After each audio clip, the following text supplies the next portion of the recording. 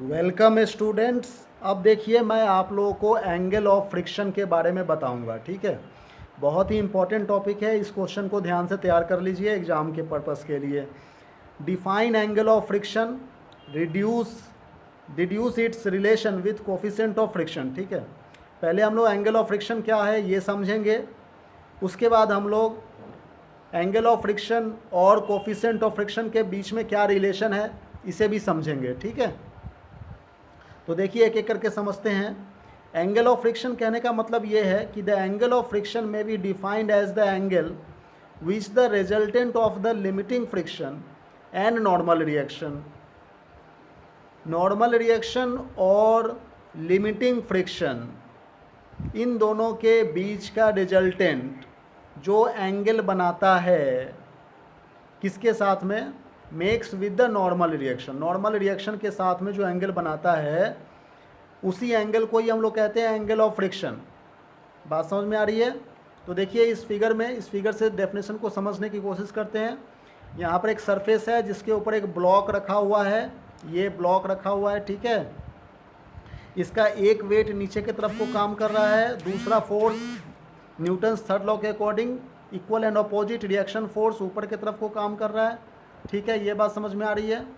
अब यहाँ पर अप्लाइड फोर्स है, मतलब इस ब्लॉक को खींच रहे हैं, यहाँ से आगे की तरफ को बढ़ाने के लिए खींच रहे हैं। ठीक है ना, तो इसके अपोजिट में एक फ्रिक्शन फोर्स काम कर रहा है। चूँकि ये ब्लॉक रेस्ट में है इसलिए स्टैटिक फ्रिक्शन लगेगा। ठीक है ना, और एक खींचते खींचते मैक्सिमम पोजीशन एक स्टेज ऐसा आ जाएगा जब ब्लॉक अबाउट टू मूव के कंडीशन में रहेगा, मतलब ये मूव तो नहीं कर रहा है लेकिन मूव करने वाला है, तो उस समय मैक्सिमम स्टैटिक फ्रिक्शन लगते हैं ऑपोजिट में। ठीक है ना, इस मैक्सिमम स्टैटिक फ्रिक्शन का दूसरा नाम है लिमिटिंग फ्रिक्शन। लिमिटिंग फ्रिक्शन भी हम लोग कहते हैं, मतलब लिमिट हो गया इसका। ठीक है, तो देखिए अप्लाइड फोर्स के ऑपोजिट में लिमिटिंग फ्रिक्शन लगा, न्यूटन्स थर्ड लॉ के according equal and opposite reaction. ये एक्शन है तो इंस्टेंटली उसी समय एक रिएक्शन फोर्स लगता है जिसे स्टैटिक फ्रिक्शन कह रहे हैं। ठीक है ना, और ये वेट है तो उसको बैलेंस करने के लिए एक रिएक्शन फोर्स लग रहा है, रिएक्शन फोर्स ऊपर की तरफ को लग रहा है। ठीक है, तो ये तो है ब्लॉक का डायग्राम। अब देखिए इसे कहते हैं हम लोग लिमिटिंग फ्रिक्शन, है कि नहीं, और इसे कहते हैं नॉर्मल रिएक्शन। इन दोनों यहाँ पर एक पैरेललोग्राम कंप्लीट हो रहा है, ओ ए सी बी एक पैरेललोग्राम कंप्लीट हो गया। तो इसका जो रिजल्टेंट है, रिजल्टेंट जो है इस लिमिटिंग फ्रिक्शन का, नॉर्मल रिएक्शन का, वो इस नॉर्मल के साथ में एंगल बना रहा है थीटा। ये बात समझ में आ रही है? इसी थीटा एंगल को ही हम लोग क्या कहते हैं, एंगल ऑफ फ्रिक्शन। इस थीटा एंगल को हम लोग कह रहे हैं एंगल ऑफ फ्रिक्शन। बात को समझ में आ रही है? तो यही कह रहा है कि द एंगल ऑफ फ्रिक्शन में be defined as the angle, ये एक एंगल है which the resultant of limiting friction and normal reaction, मतलब लिमिटिंग फ्रिक्शन और नॉर्मल रिएक्शन का जो रिजल्टेंट है makes with the normal reaction. Normal reaction के साथ में जो एंगल बना रहा है उसी एंगल को ही एंगल ऑफ फ्रिक्शन कह रहे हैं। ठीक है, तो ये है तो हमारा लिमिटिंग फ्रिक्शन, ये है नॉर्मल रिएक्शन, इसका रिजल्टेंट हो गया ये ओ सी रिजल्टेंट हो गया। ओ सी जो नॉर्मल रिएक्शन आर के साथ में जो थीटा डिग्री एंगल बना रहा है, इसी थीटा को हम लोग कहते हैं एंगल ऑफ फ्रिक्शन। बात समझ में आ गई? डेफिनेशन क्लियर हो गया बिल्कुल। अब देखिए हम लोग एंगल ऑफ फ्रिक्शन और कोफिशिएंट ऑफ स्टैटिक फ्रिक्शन कह लीजिए या लिमिटिंग फ्रिक्शन कह लीजिए, कुछ भी कह लीजिए, इन दोनों के बीच का रिलेशन हम लोग देखेंगे। ठीक है, तो देखिए इसमें इस फिगर में जैसा कि मैंने कहा कि वेट है, ये नॉर्मल रिएक्शन है, ये स्टैटिक फ्रिक्शन है, ये अप्लाइड फोर्स है। ठीक है, ये थीटा क्या है, ये angle between the normal reaction और रिजल्टेंट है इस लिमिटिंग फ्रिक्शन और नॉर्मल रिएक्शन का रिजल्टेंट के साथ में जो थीटा डिग्री एंगल बना रहा है। ठीक है ना, तो ये तो डायग्राम आपको समझ में आ गया होगा। अब हम लोग इसके बीच के रिलेशन को देखेंगे, एंगल ऑफ फ्रिक्शन और नॉर्मल रिएक्शन के बीच के रिलेशन को। देखिए कैसे देखते हैं, बहुत ही आसान सा रिलेशन है, छोटा सा रिलेशन है। एक हम लोग टेन थीटा लेंगे। ठीक है ना, ओ सी बी एक ट्रायंगल है, इस ट्रायंगल में हम लोग टेन थीटा ले रहे हैं।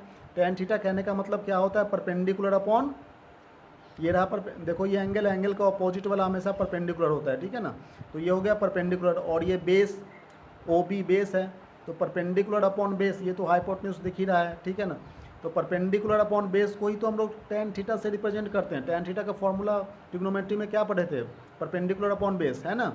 तो परपेंडिकुलर यहाँ पर बी सी है और बेस ओ बी है। ठीक है, अब इस BC और ये OA दोनों आपस में इक्वल है, चूँकि ये पैरेललोग्राम है, OACB एक पैरेललोग्राम है, तो ये साइड और मतलब OA साइड और BC साइड दोनों आपस में इक्वल होगा, तो BC के जगह पर हम लोग OA लिख सकते हैं, ठीक है ना। और ये OA क्या है, यही तो एक मैक्सिमम स्टैटिक फ्रिक्शन है जिसे हम लोग लिमिटिंग फ्रिक्शन कह रहे हैं, ठीक है ना। और OB क्या है, OB को नॉर्मल रिएक्शन कहते हैं, नॉर्मल रिएक्शन यहाँ पे लिख दिए, ठीक है ना। बात समझ में आ रही है। तो देखिए इन दोनों का ये भी फोर्स है, लिमिटिंग फ्रिक्शन भी फोर्स है और नॉर्मल रिएक्शन भी फोर्स है, तो दो फोर्स के बीच के रेशियो को ही तो हम लोग स्टैटिक फ्रिक्शन कहते हैं, कोफिशिएंट ऑफ फ्रिक्शन, याद होगा आप लोगों को, है ना। तो देखिए ये कोफिशिएंट ऑफ फ्रिक्शन हो गया, और tan थीटा, थीटा क्या है, एंगल ऑफ फ्रिक्शन, ये क्या है, ये रेशियो क्या है, ये μs है, μs मतलब कोफिशिएंट ऑफ स्टैटिक फ्रिक्शन है। तो ये स्टैटिक फ्रिक्शन हो गया और थीटा हो गया एंगल ऑफ फ्रिक्शन। तो इन दोनों के बीच का रिलेशन निकल करके आ गया कि एंगल ऑफ फ्रिक्शन और कुछ नहीं बल्कि कोफिशिएंट ऑफ स्टैटिक फ्रिक्शन ही है कि नहीं। तो ये रिलेशन है, इसे आप लोग नोट डाउन कर लीजिए, ठीक है। कोफिशिएंट ऑफ स्टैटिक फ्रिक्शन समझ में आ रहा है। कोफिशिएंट ऑफ स्टैटिक फ्रिक्शन किसे कहते हैं, थोड़ा सा मैं एक रिकैपिचुलेट कर देता हूँ। यहाँ पर देखो कोफिशिएंट ऑफ स्टैटिक फ्रिक्शन के बारे में बताया गया है। ये 4th नंबर पॉइंट कि लिमिट, ये एक ब्लॉक है, यहाँ पर ब्लॉक में फोर्स लगा रहे हैं, इसके अपोजिट में फ्रिक्शन फोर्स काम कर रहा है, ये वेट है, इसके नॉर्मल रिएक्शन इसको बैलेंस कर रहा है। तो देखिए लिमिटिंग फ्रिक्शन जो होता है, ये जो इसको कहते हैं लिमिटिंग फ्रिक्शन, ये डायरेक्टली प्रोपोर्शनल होता है नॉर्मल रिएक्शन के। ये लॉ है हमारा, लॉ ऑफ फ्रिक्शन है ये, ठीक है ना। तो लॉ ऑफ फ्रिक्शन है, तो चूँकि लिमिटिंग फ्रिक्शन बढ़ेगा तो नॉर्मल रिएक्शन भी बढ़ेगा, डायरेक्टली प्रोपोर्शनल है। प्रोपोर्शनल को हटाएंगे, कुछ कांस्टेंट पुट करेंगे, उसी को ही हम लोग कहते हैं, कांस्टेंट को ही कोफिशिएंट ऑफ स्टैटिक फ्रिक्शन कहते हैं।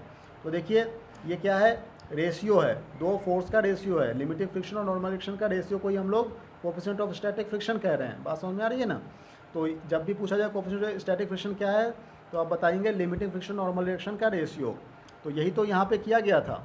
ये देखिए लिमिटिंग फ्रिक्शन और नॉर्मल रिएक्शन के बीच के रिएक्शन को ही कोफिशिएंट ऑफ स्टैटिक फ्रिक्शन कह रहे हैं, है कि नहीं। तो बस आप ये नोट डाउन कर लीजिए, यहाँ पर एंगल ऑफ फ्रिक्शन यहाँ से शुरू हो रहा है, ठीक है, और ये यहाँ पे जाकर के फिनिश हो रहा है यहाँ तक। ये टॉपिक बस एक टॉपिक है, इसे अच्छी तरह से इस क्वेश्चन नंबर 53 को तैयार कर लीजिए। Thank you very much.